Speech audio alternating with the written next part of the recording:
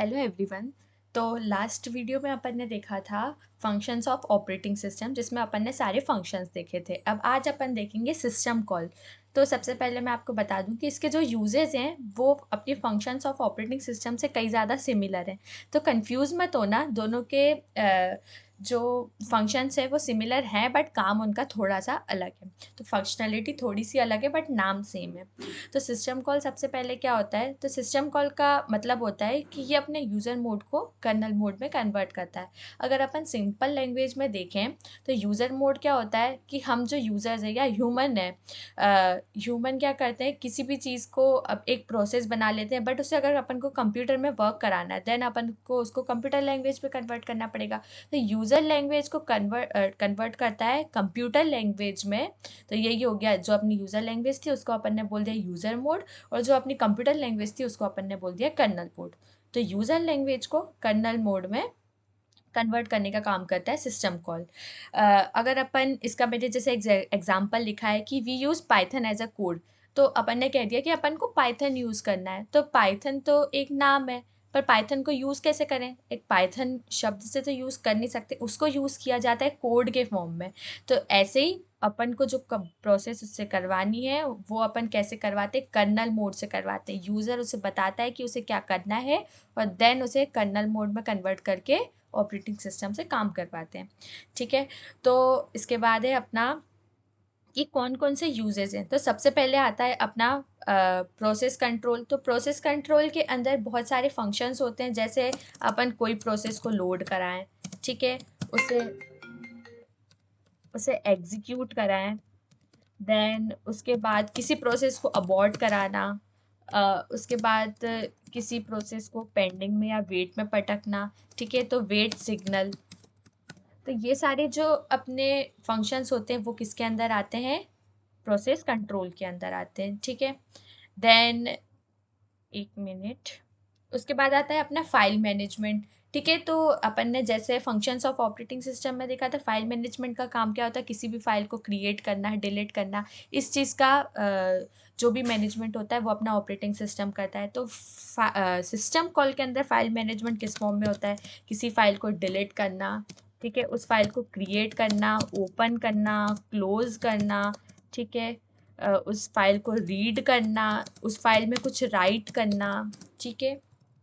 तो ये सारी चीज़ें अपने आती हैं फाइल मैनेजमेंट के अंदर।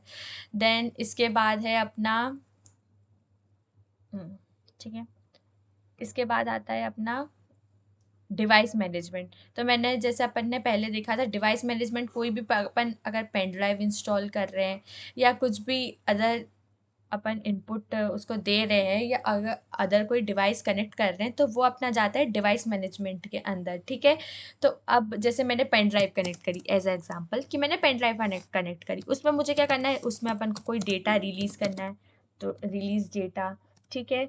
उसके बाद अगर मुझे उससे कोई डाटा कॉपी करना है, कॉपी डाटा, ठीक है। अगर मुझे उस डिवाइस में से कोई डाटा डिलीट करना है तो डिलीट डाटा, ठीक है। ये सारे जो फंक्शंस आते हैं वो आता है डिवाइस मैनेजमेंट के अंदर।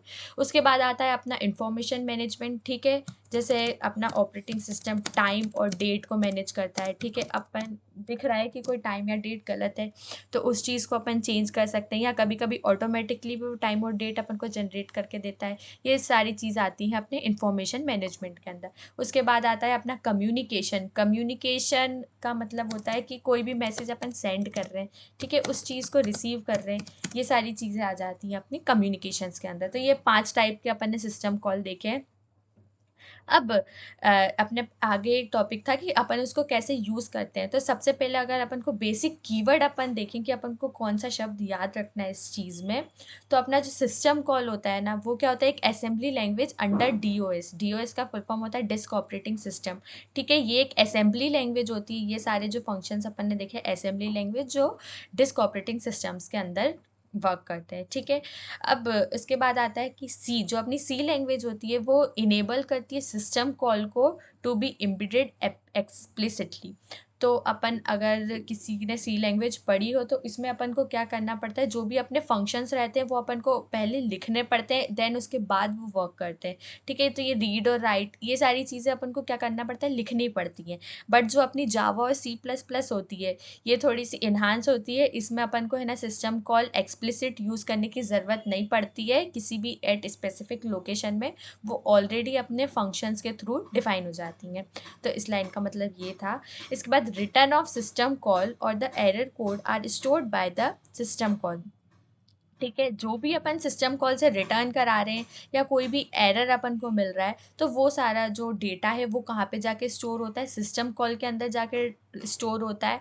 और या तो फिर वो प्री डिफाइंड रजिस्टर, अपन को पता है कि रजिस्टर क्या होता है, अपनी शॉर्ट टर्म मेमोरी होता है। ठीक है, देन इसके बाद आता है the instruction following the system call produced by the compiler pick up this result and this register and then proceed. तो यह था कि इंस्ट्रक्शन जो था वो प्रोड्यूस होता है कंपाइलर के थ्रू और वो जाता है रजिस्टर में, और देन उसके बाद वो डाटा अपना प्रोसीड होता है, जो भी इंस्ट्रक्शन था वो प्रोसीड होता है। तो अपन ने पढ़ा सिस्टम कॉल और वो कैसे यूज़ किया जाता है। आज के लिए इतना ही, थैंक यू।